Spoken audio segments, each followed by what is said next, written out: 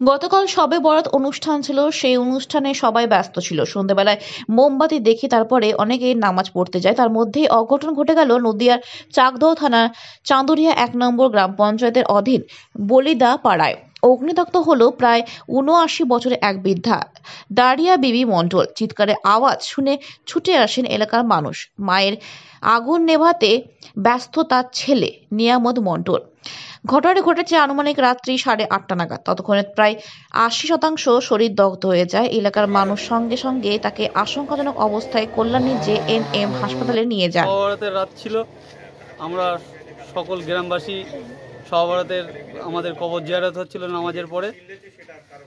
তা কিছুক্ষণ বাদে কবর জিয়ারত অনেক, আমাদের প্রায় 2 ঘন্টার ওপরে কবর জিয়ারত লাগে টাইম। তা আমরা আবার কি করলাম, আমার একটু শরীরটা টাইট লাগছিল বলে আমি কিছু কবর জিয়ারত করেছি আর কিছু করতে পারিনি। আমি বাড়িতে এসেছিলাম।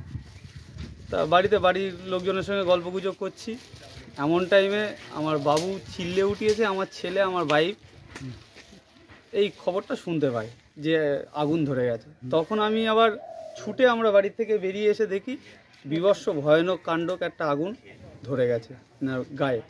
কিন্তু তার আগে ছেলে আর মা মিলে, দুজন মিলে এটাকে চেষ্টা করেছে প্রচুর, লিভানোর জন্য, কিন্তু ওরা লিভাতে পারিনি।